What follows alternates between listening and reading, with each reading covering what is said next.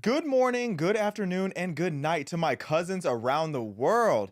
Chow, we're about to get into some things today because New York Magazine put out a hit piece on MAGA influencers, and I have a lot to say about it. Also, Selena Gomez posted a clip of her crying in 4K, and I can't tell if she's trying to finally get that Oscar or if she is just so deranged as to really think that we need to feel sorry for illegal immigrants getting deported. Because I promise you, I slept very well last night. Also, the big news over the weekend was Colombia learning that when you F around, you will most definitely find out in these next 4 years. Furthermore, I'll be answering the question slash allegation of, am I a transphobe? And to close out the show, we have a very heavy lift for our Goofy of the day. Be sure to like, comment, share, and subscribe. Welcome to Respectfully Xavier.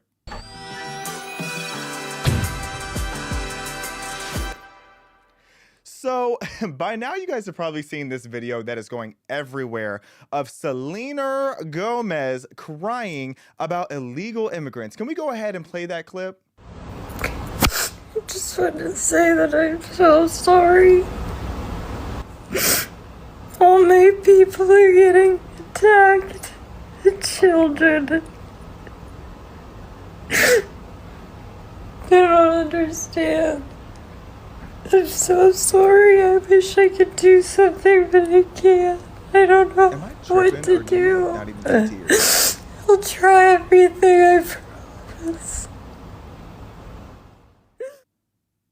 It's the crocodile Birkin denim tears for me. Like, girl, First of all, can I just address this from the point of a content creator? There is no such thing as one take unless you're live like we are here on Respectfully.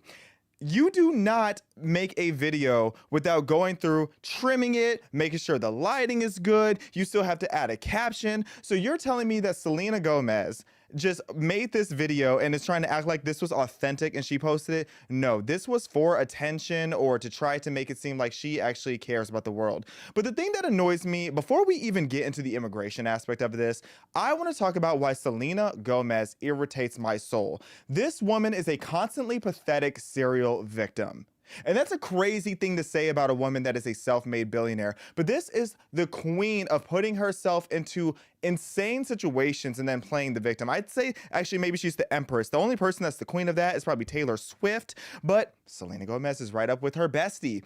I have been annoyed with Selena ever since she was constantly harassing Justin Bieber and all up in his business. Like, I get it. That was your first love. You guys spent all these years together. Like, you really want to be with Justin Bieber. Like, yes, she's recently engaged to Benny Blanco with his ugly self, no shade, but you clearly have always loved Justin, and that's why you're always butting yourself into his business. Like, it still bothers me how when Justin Bieber was dating Sophia Richie, a very sweet girl, shout out to Diane Richie, her mother, very nice lady, one of my first supporters when I started making content.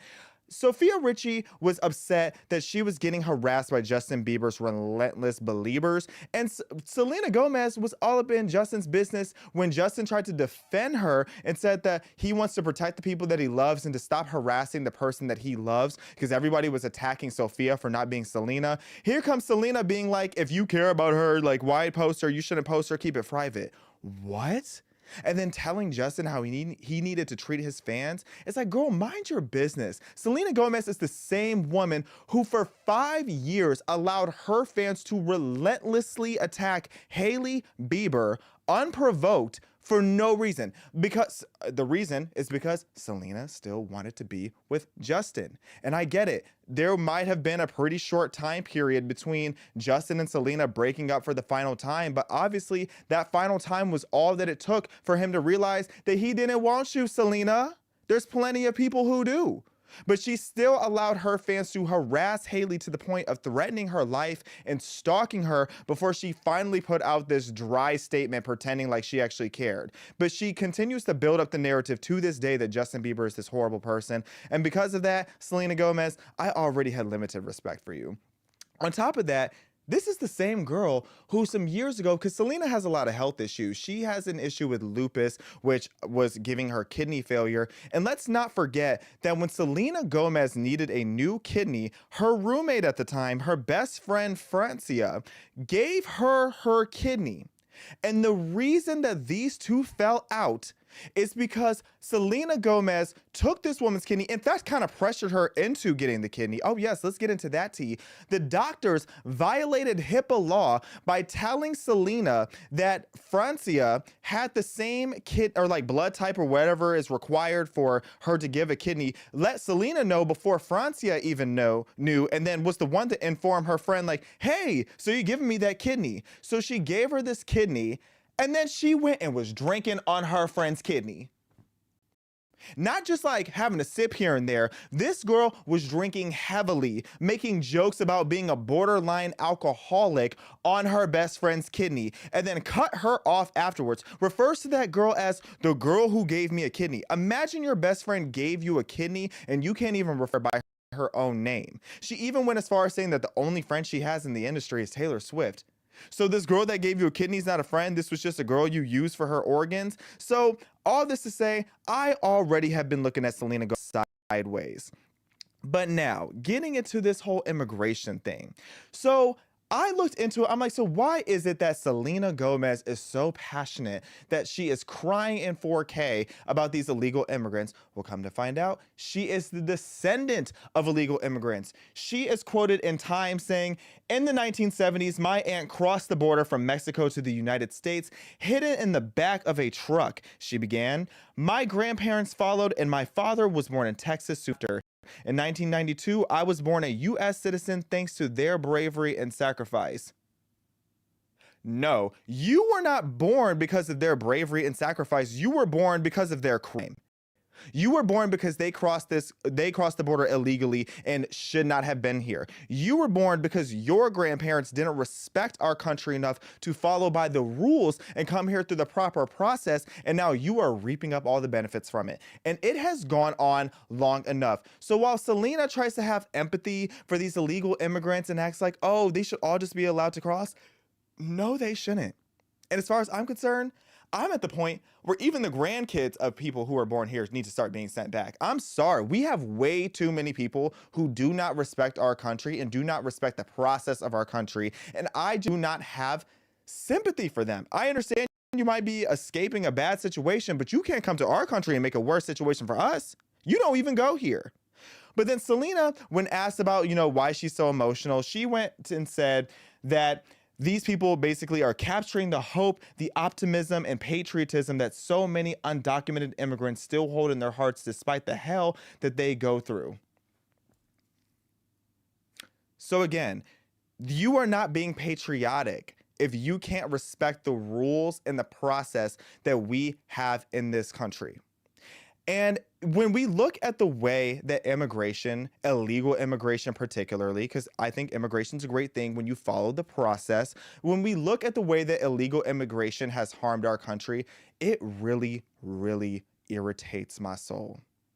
Selena Gomez, since you want to cry about wanting to protect illegal immigrants, I want to know, where were your tears at when Laken Riley, the 22-year-old girl in Georgia, was on a run and was kidnapped, nearly sexually violated by this illegal immigrant who had already been in the country committing crimes and let go? He murdered her in cold blood and cut her life short. Where were your tears at then, Selena? Selena Gomez, where were your tears at when the 18-year-old teenage girl that I personally knew in the San Francisco Bay Area witnessed human trafficking? She went to the police. She told them that she saw people that she ended up finding out were illegal immigrants, were out human trafficking. So it was such a shady situation that she had to go into hiding. These illegal immigrants found where she was, went and gang violated her, traumatized her so much that she drove 10 hours to tell her mother what she saw and what she experienced. She was so traumatized from the situation that she took her own life.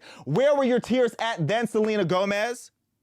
Where were your tears at, since you love these illegal immigrants so much? Where were your tears at when 70,000 Americans have died every single year for many years in a row now from the illegal substances, especially and particularly fentanyl, have been brought into our country? Oh yeah, I know where you were. You are sitting at home, comfortably counting your billions of dollars while benefiting from the crimes that your grandparents committed. Selena Gomez, your empathy is merely a reflection of your own self-centeredness, and you will never be able to convince me otherwise with those crocodile tears. Next.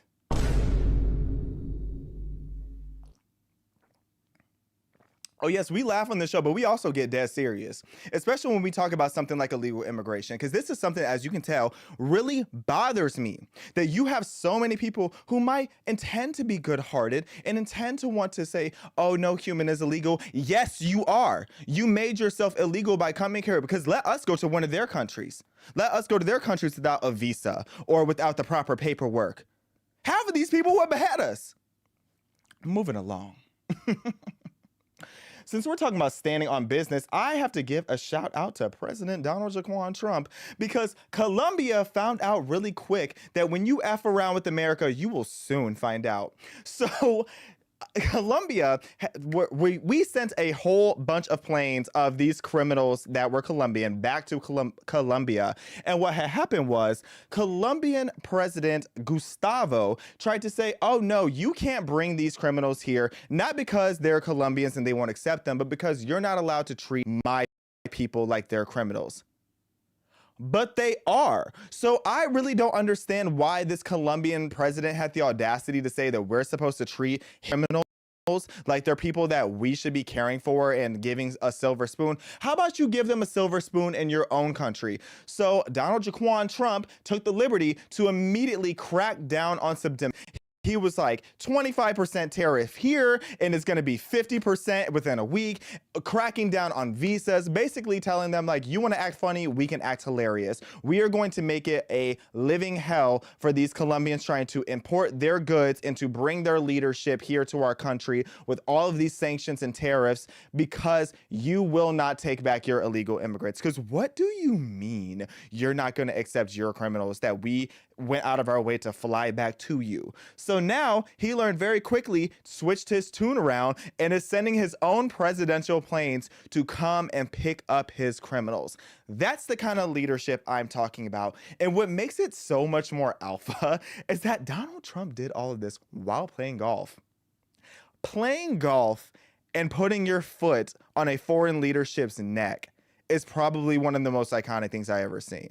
And let me clarify, these are my own personal thoughts. PragerU is a 501c3 nonprofit, and they do not endorse any candidates. However, I think it's funny as hell that he really put his foot on their neck while playing golf. But this is what it takes to be respected. You have to lead with strength. You can't be this, oh, like, can you please take your immigrants back? It's like, no, take back your criminals, keep them in your own dusty, musty prison cells, because we have enough criminals here.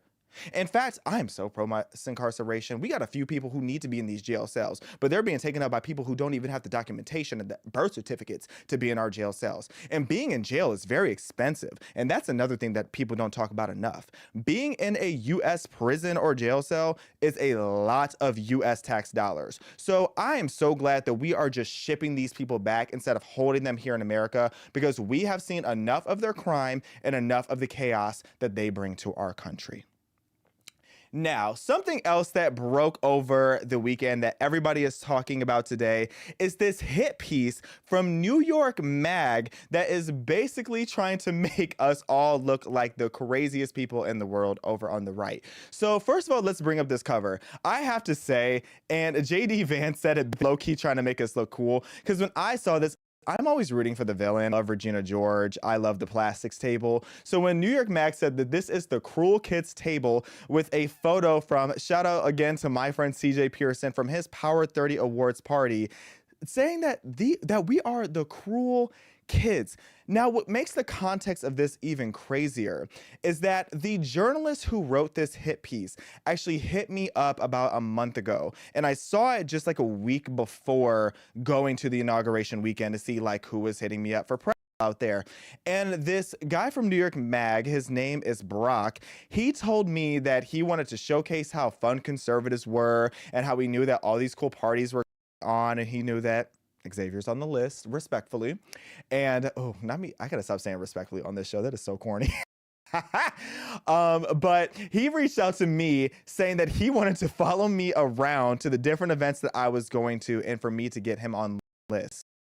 Now, I should have already just peeped that and I did in fairness. I had a feeling that this could potentially backfire. I didn't do too much, but I did tell him, I'm like, okay, like I really want to be in New York Mag, to be honest. So I'll take you to one event. And he was already on the list somehow. He somehow managed to be on the list for CJ's Power 30 Awards.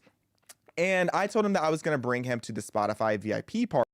So, what was interesting is when I requested to bring him to the Spotify party, at first they said yes, but then they immediately ended up putting Brock on this blacklist with a huge photo of his face on a computer when you walk in, of people who are not allowed to attend this event or to interview anyone around the proximity. And that to me was really alarming. But when I was asking people, like, does anybody know why, like, he became persona non grata so quickly? Nobody really had an answer for me, but they all kind of gave me this look of, don't find out. Don't find out. So after that, I was like, okay, let me stop going out of my way to get him access to different events because I didn't really know what was going on. However, he was super nice to me and continues to be really nice to me.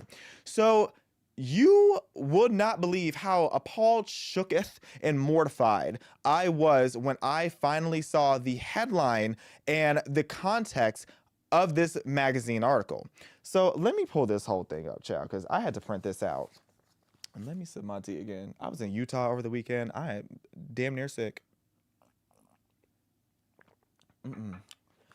So, the cruel kids table. Among the young, confident, and casually cruel Trumpers who, after conquering Washington, have their sights set on America. It's like, okay, so this is how we're starting. This is how we're starting the whole thing off. And I do want to say that there were some positives in here. And there were, I guess, a little bit of compliments that he gave to the conservative movement and just talking about like the types of people that he meant there. Like some of the things that I do want to highlight, because again, there were some positives in here. He talks about basically how conservatives have become much more mainstream. He even shouted out how people like Mark Zuckerberg, Elon Musk, Jeff Bezos are all now aligning with conservatives. How people like Carrie Underwood, The Village People, Snoop Dogg, Jewel, even Kim Kardashian are now embracing conservatives and conservative culture. Because for a long time, we were just like, it was like we had the cheese touch, if you know that reference, if you watch Diary of a Wimpy Kid. It's like these people who are, you're going to be disgusting and you're going to just be blackballed and banned from everywhere if you even associate with them in the slightest regard. So to have all these huge mainstream characters, again, like shout out to Amber Rose, who has a beautiful cover on Maxim magazine that just got announced today. You have all these different mainstream characters that are now being align with conservative ideas and conservative people. So we did highlight that and the fact that these kind of people were at the inauguration. He also talked a bit about how now the normal gays are appreciated and welcome into the events. There was even a point where he talked about how the log cabin Republicans, how they didn't have their own event this year because they no longer need to create their own spaces. Essentially, they are now able to be a part of mainstream conservative spaces and nobody really thinks anything of it. And I do think that shows, again, the good progress that conservatives have made, where there is a lot more just, I guess, acceptance and tolerance. You know, there are people out there, shout out to Bryson Gray, who definitely would argue that that's not a good thing. But it does show that the right wing has become a lot more just expansive. There's a lot more people from backgrounds that are not just old, rich, white Republicans that are aligning with conservative values now. And then he even goes to say how so many conservatives are hot. He said that the men look like peak Hegseth in bow ties and black suits with clean-shaven faces. The women are almost all out of their leagues. As I was once informed, these young conservative parties are 80% men and 20% the most beautiful women you've ever seen, which is pretty much tea. That is pretty much tea. He later says that the men who were there were attractive enough to be the next American Psycho. So again, he made us all look young, hot, rich, and famous. I guess that was like the props that he gave us in this article. But then it gets into all the shadiness that he talked about too. So in that same breath where he talked about us being attractive and looking like, you know, Pete Hegseth and the most beautiful women you've ever seen, he says that almost everyone is white. Now, this is the headline that is really getting everybody talking, because what do you mean almost everyone is white? And what I realized when looking back, He went as far as saying multiple times throughout the article about all these white people that were there and how someone made a statement saying that notice how everyone is white, which I do not believe that. I have been around the conservative movement for like 4.5 years now, and there is no one that's going around being like, notice all these white folk around here. They don't do that. The only people who are always just hyper fixating on race are people on the left. That is not a thing that is happening in the conservative movement. So I really don't believe that that statement was made, because there's a few statements that I think are far-fetched, a couple that I'll get into that are unhinged that I 100% believe were said, and we'll debrief those. But I do not think that there was someone who really walked up to him and said that. But the elephant in the room that he failed to address is that this party was hosted by somebody black.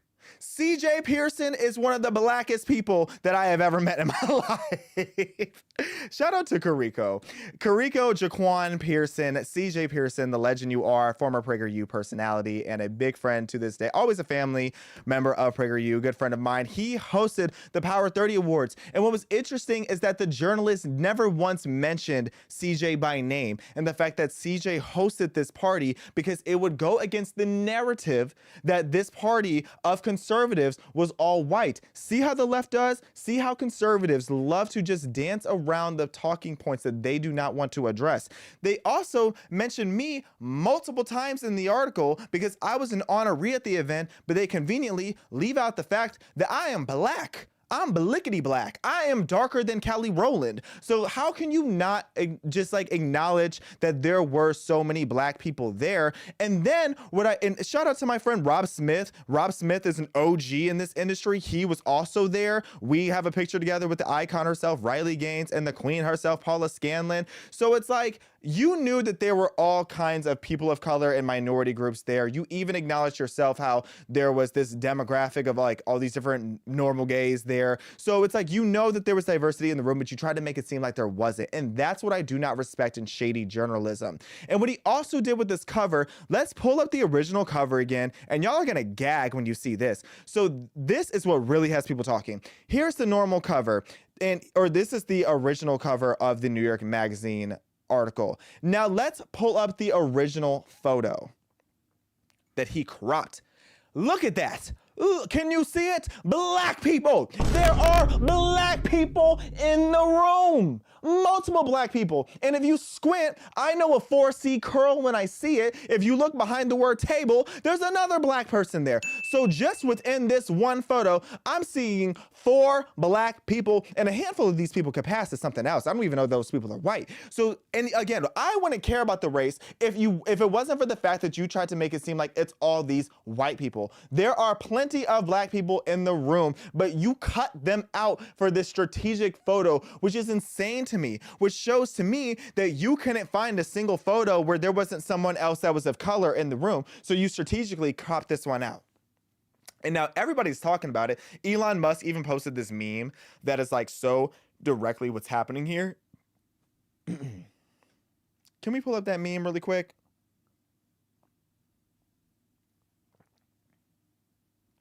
Do we not have it? Okay, we might not have it, but Elon Musk posted this funny meme where basically it was cutting off just like what's happening on the expanded version of the picture versus what you see in the camera. And that is the type of it's just a lack of integrity. JD Vance was also talking all about this situation and saying how insane this is. So shout out to Jadarius Vance for acknowledging that once again, they're trying to make us look crazy, but low-key, they're making us look cool. Now, what I will say, in Brock's defense, this journalist, some of the picture that he painted of conservatives, I almost can't blame him because some of y'all were doing too much. Like, you need to understand, this is my message to conservatives, especially conservative influencers. There is a time and place to be crazy and unhinged. There were people saying the wildest thing to this reporter. And while I'm not for censorship, I'm all for free speech, but you need to know how to read the room. We just barely, by the skin of our teeth, are winning back culture. So don't do too much. When you have a reporter that visibly, I should have given you guys a picture of what Brock looks like. This reporter is so visibly a liberal. So when you're talking to this mainstream media outlet, you don't want to say crazy things that are just going to make us all look bad, because that's how we lose culture as quickly as we want it. Like, I have a couple that I highlighted here. Somebody said tomorrow, this was non-lip take, girl, Aaron Wexler, I'm talking to you, because that's my friend, but you were doing too much. You told New York Mag, tomorrow we're going to have images of them rounding up illegals and deporting them. That's exciting. Did you lie? No, but you're doing too much.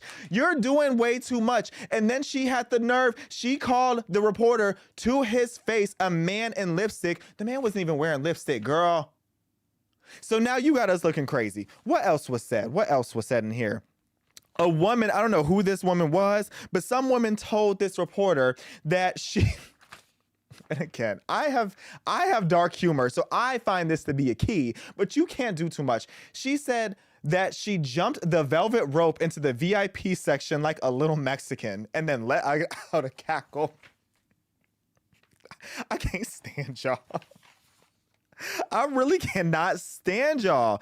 And then there were a couple things that were just straight up lies that I also need to clock. So at one point, the journalist said that TikTok, because a little more context. So this party was co-hosted by TikTok. And as we talked about in the first episode, TikTok is now partnering with conservatives and platforming conservatives like never before.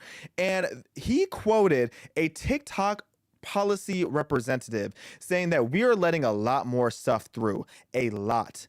A lie, because he reached out to me to confirm who it was that said that, and it was actually my friend David, who used to work with TikTok but has not worked with TikTok in months. And David worked more on the advertising side than he did in the policy side. He did help with some of the initial policy, but David did not, or does not work in policy. David Puentes is not a TikTok employee currently at the time of this video and at the time of that interview. So the fact checking was not done. So in TikTok's defense, TikTok is not just randomly letting a lot of hate speech through, because what you're trying to do, Brock, the journalist, is trying to make it seem like TikTok needs to be cracked down on and that they're just letting everything slide now. And that is not the case. So some other things that were talked about, let's see. So they did talk about how I mentioned that, you know, the weekend was Republican Coachella and Donald Trump is our Beyonce. I didn't lie. And they talked about one thing that I want to highlight here. So it says one honoree of the night was DeRusso, whose TikTok is full of sometimes transphobic rants for a target audience he describes as Beverly Hills conservatives. So I want to address this narrative in full as we move on along here. So I get asked and accused all the time of being transphobic. And that is, you know, to me, a pretty crazy narrative to spread, because I don't hate anybody just based on their demographic. I just want common sense to be restored. And I think that this is particularly a good time to finally talk about this conversation, because there are times where I have empathy and then there's times where I just don't, because y'all do too much. So right now there's this conversation going on about how President Trump is likely going to put in policy in an executive order soon to make it to where trans women, so biological men who are identifying as women, putting them into biological men's prisons. So first, again, starting with the positive, I want to talk about the two situations in which I have empathy. So I have empathy for people with gender dysphoria legitimately. And something that I've learned from talking to a lot of transgender people is that people with real gender dysphoria, the medical mental illness of gender dysphoria, they do not want anybody to know that they have gender dysphoria. So when you see these trans activists online that are bragging about their 5 o'clock shadow or their little bump showing down there, that is not gender dysphoria, because that's like someone who's anorexic bragging about how fat they are. Like that, mental health just does not work that way. So when you have these people who from a young age, like literally day one, they really do have this crippling fear that they are not in the right body, I have empathy for you. And I think that, you know, in this free country, as an adult, I can at least respect if you take the steps to identify as the way that makes you happy. And maybe as a teenager, if you're putting on a wig or whatever it is, do what it is that makes you happy. But when it comes to having these medical procedures and hormone blockers and all of this, you are begging for a plethora of just medical conditions and issues that are just really disheartening. If you guys go and look on my Instagram, you'll see a video I posted like a week or two ago where this disabled person in a wheelchair even went and had a double mastectomy and cut off both of her breasts and can barely even speak, yet got a double mastectomy. It's like you are just giving yourself more and more health complications. But that's, again, in the category of people that my empathy is limited, because is that actually gender dysphoria, or are you doing this to be performative? But back to the prisons, particularly when it comes to prisons, I have empathy when you have someone like, let's say, I'm not going to say names, I don't know these people's business. If you have a transsexual woman that has gone through the operations and now has an artificial hole, let's just put it that way, is getting put into a men's prison, that to me is concerning. And I feel like the solution to that is to have like an alternative lifestyle prison where it's people of that particular lifestyle. I know there are a lot of prisons out there like that, so that they can all be together. Because if you take someone that completely looks and presents like, and is harder to tell or pass as an actual woman, even though they're clearly not, I do have empathy in those situations. Like, that to me is scary. But when I don't is when you have people who, like, look at this person up here. That is so clearly a man. Like, just because you grew out your hair doesn't justify that you're going to be in a women's prison. So it's these kind of people that make it harder for me to have empathy for the people who go through the actual procedures. Now, that being said, if you are going to identify in this alternative lifestyle, you're going to go through all these procedures, you're going to get the hormone blockers, and you may or may not do the surgery, you have now made yourself subject to the risk of, if you are in prison, you're going to be in a really terrible situation for yourself. So you that much more need to take accountability and not be out there committing crimes. I don't know why so many people act like it is so difficult to not go to jail or to not go to prison. Obeying the law is a really easy thing to do, especially when people try to be like, oh, well, what about the black, trans, whatever? It's like, I have been black for 28 years and never once have I been close to going to jail or going to prison. Why? Because I obey the law. Why? Because I get up and I go to work. Why? Because I know how to act and I don't do too much. But a lot of y'all are doing too much. So no, to answer this whole question, I do not feel that I'm a transphobe. I just want clear common sense boundaries that protect women at spaces and protect children, get women out of their or get men out of women's sports. And I just want to have some common sense legislation put forth. Maybe if you're going to have this situation of like the bathrooms and the prisons, anything and all of that, there needs to be a more clear-cut system, in my opinion, that declares when you have gone so far to a certain point to be in an alternative lifestyle, rather than just putting a trans woman in a biological women's prison and making all these women subject to that extra layer of violence.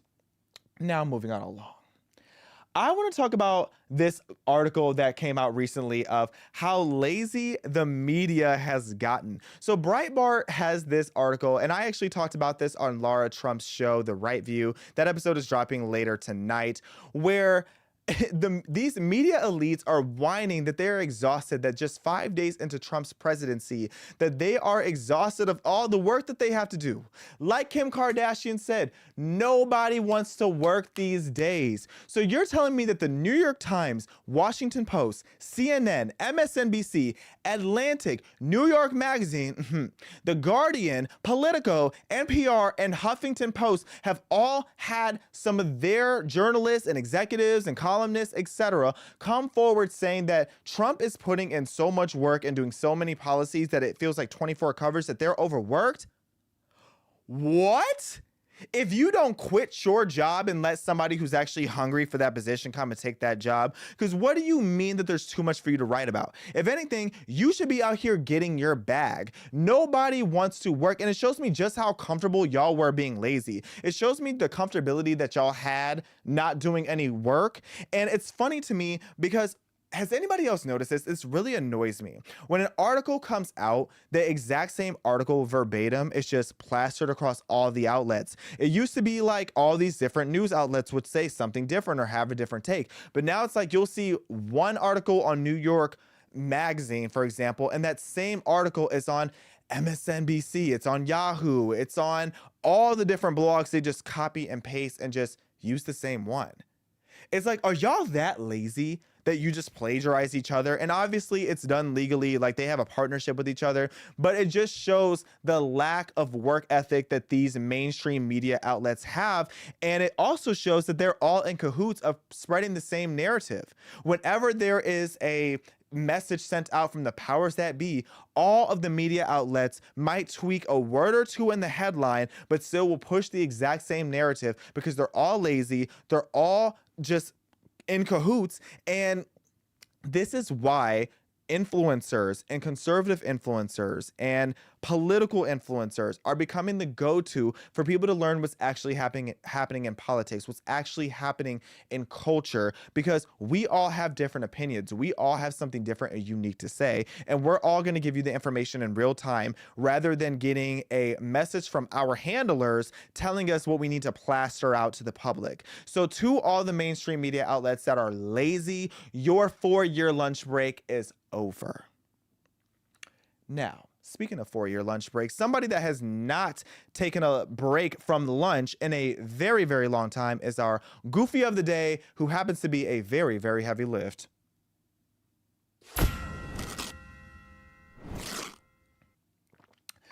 So let's talk about this big-backed woman. So Lyft just had this scandal of this big-backed woman who tried to get into a Lyft, but she was so big that the driver told her that she was not going to fit into the car. And to nobody's surprise, Lyft is standing side by side with this woman of width who feels discriminated against because she was not allowed in the car.